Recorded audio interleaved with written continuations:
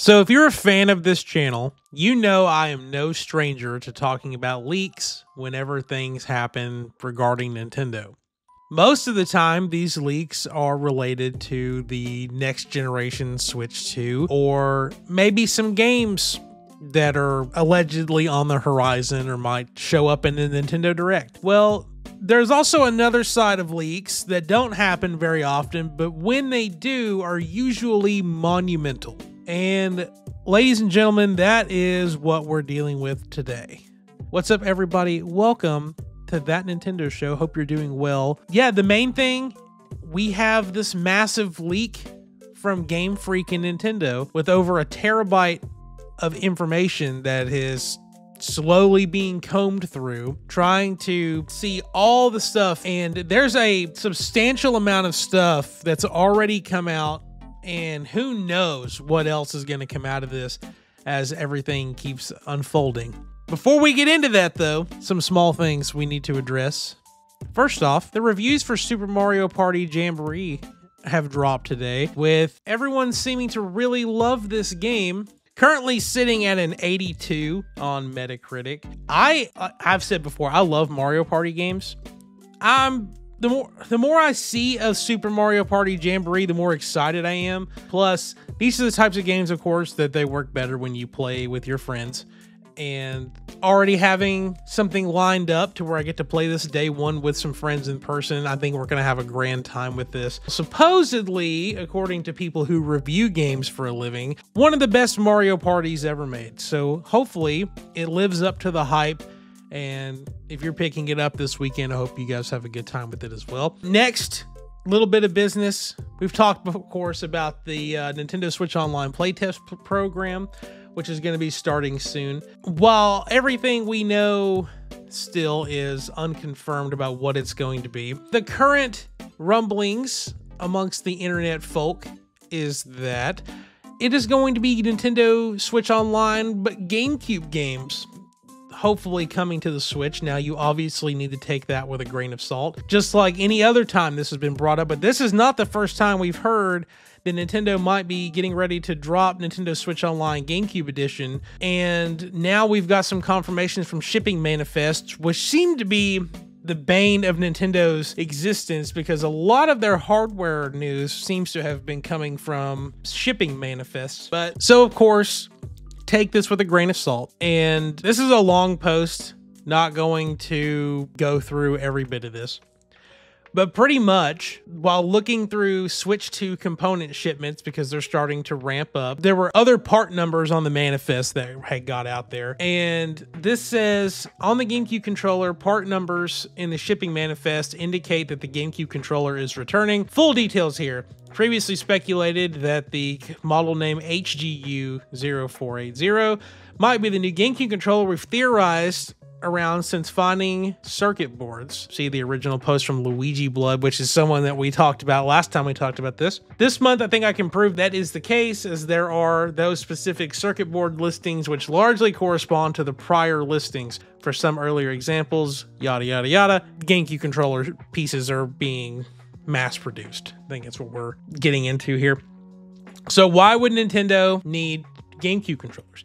Well, there's two reasons. We'll say three. Nintendo already has a GameCube controller for the Switch. It is a wired controller. It's an original GameCube controller that needs a special adapter that plugs into the Switch, similar to how the Wii U operated. Well, while that works, it works just fine if you've got all the pieces to make it work. It's also expensive. Like, I don't know what the current rate on those are, but there was a while where like GameCube adapters, super expensive. Official Nintendo GameCube controllers, also expensive. So what if they decided to re-release a wireless GameCube controller similar to the Wavebird, but it's for Nintendo Switch Online, similar to what they've done for the N64, the Super Nintendo, and the NES? This is the most logical thing. So of course, if they're going to release the GameCube controller this way, hopefully it means that they're bringing GameCube games to the Switch Online service. I don't see them just going, yeah, we just want to release a GameCube controller. It's still for Smash Brothers and it's $60 and you can just buy it and not do anything else with it. Or the final one is that depending on the format that the Nintendo Switch 2 dock uses for USB inputs. Let's just say, for example, it only has USB Type-C on the front of it, while the Switch itself might be backwards compatible, maybe because of the inputs on the dock that the GameCube adapter is not available. So they had to come up with another way to make GameCube controllers work on the Switch 2, which I guess would also work on the Switch 1. So you're back to either a Bluetooth accessory that a Bluetooth GameCube controller, kind of like the NSO version would be, or they would have to do something else, make it a wired controller, but it plugs into USB-C. I don't know. As I was saying that out loud, it makes sense, but also it doesn't make sense. So we'll just leave that one in the air. But assuming that shortly after this playtest goes live, we'll have confirmation about what the playtest is for, and that'll give us a better idea of where things are going to go as far as this other controller goes. Anyway, let's get into the big thing. This is what everyone's here for. Massive Gamefreak leak called the Terra leak is what people are calling it, because there was a terabyte worth of data that was stolen from Gamefreak and Nintendo. Well, there's a lot of stuff. And like I said at the opening of the show, a lot of it hasn't even been sifted through yet. People are still finding things as we speak. In this video, I'm going to talk about certain broad surface things, but I'm not going to be sharing pictures and videos for the sake of the channel. Do not need Nintendo coming after this YouTube channel, especially this early on in its life. Would like to enjoy this for a lot longer if I can. But the main things. So a lot of this came out as being like the full just dumps of a lot of these older games, including like the source code leaks of these older games. And this has got people seeing a lot of things that were never meant for us to see, such as the beta sprites for a lot of Pokemon from Gen 3 through Gen 5. There's even stuff as far as like cut mega evolutions that were supposed to appear in Pokemon X and Y.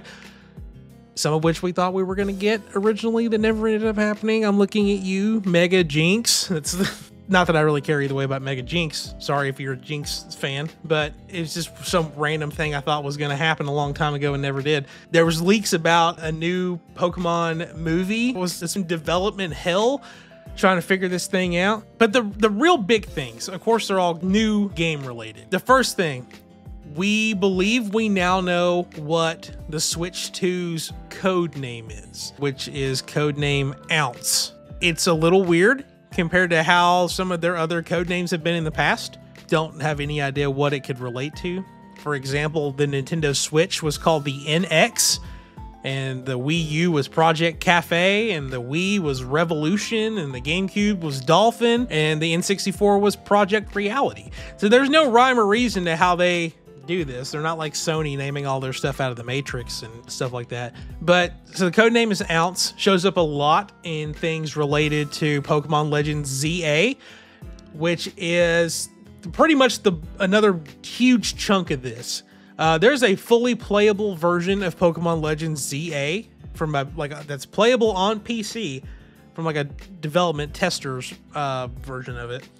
And this part of this is hearsay, because of course there's no videos out.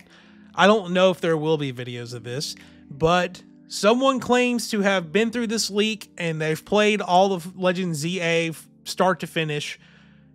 A lot of stuff is missing, like side quests and stuff, but I believe they have posted some pictures just to show proof that they are playing it.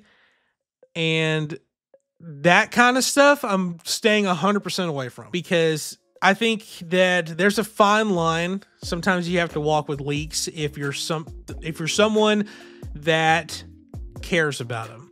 And I might get off on a tangent. Sorry if this goes a little bit long, but I'm going to use Super Mario Brothers Wonder from last year as an example. That game leaked 2 weeks early.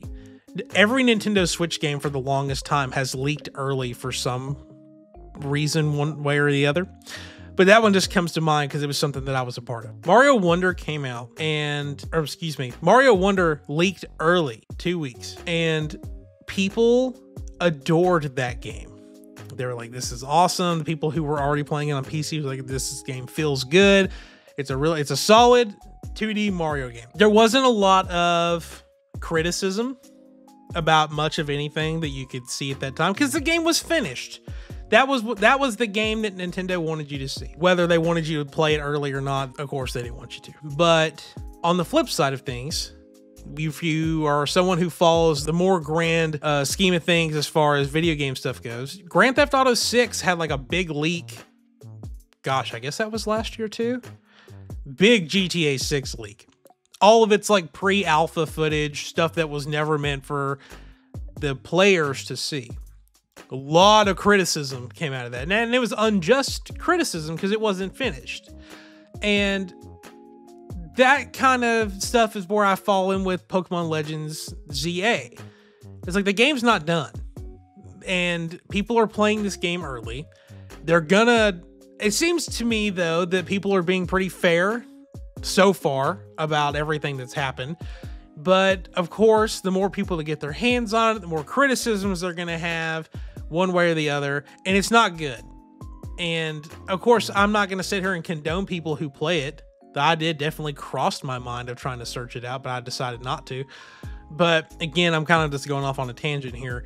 But I disagree with anyone who comes out and says anything negative about the game based off of what they've only seen through this leak. Because while we're currently right at the middle of October, the dev version that they are playing could be from like April or earlier. And what they're playing right now, it may not half of that even be in the full game.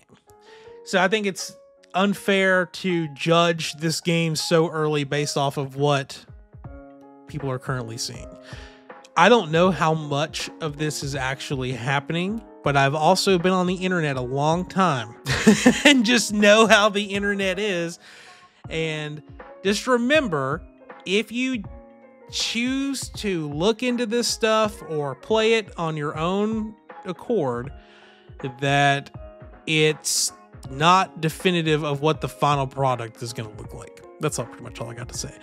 Hopefully, though, everything people are seeing is positive, and that'll just make people more excited for when the full game releases. Finally, we can now officially say that Gamefreak is currently working on the 10th generation of Pokemon, to no one's surprise. Of course, they were going to do a 10th gen, but according to this and people that are way more invested in this big leak than I am, seem to confirm that the 10th generation Pokemon games are currently being developed for Switch 2 and are being tested to see if they're going to work on Switch 1.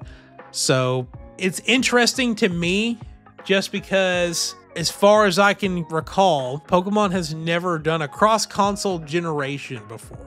So it's going to be a little interesting to see how that plays out. But from previous experience, looking at Scarlet and Violet, I kind of hope they just leave the Switch 1 behind. Because if it can't run those games, it probably isn't going to run the new ones that well either.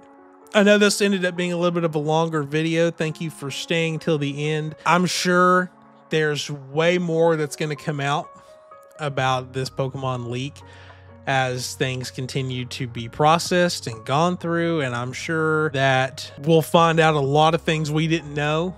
I know it's not something I really wanted to talk about, but on my social media feed, I keep seeing people going after Typhlosion because of some weird Pokédex entry that I choose not to read because I do not want my image of Typhlosion being shattered. Please respect my wishes and don't comment anything about it unless you just really have to. But I don't know. Typhlosion's my boy. I don't want to lose him as a close friend. He was one of my first starter Pokemon growing up, so I just want to keep him around as long as possible. Anyway, if you made it to the end of this video, leave a like on the video. Subscribe if this is your first time here. I'm sure we're going to have a lot more to talk about in regards to this Pokemon leak. And of course, we got a Nintendo Switch Online Playtest happening soon. and Mario Party coming out in just a few days. Thank you so much for watching, and I will see you next time.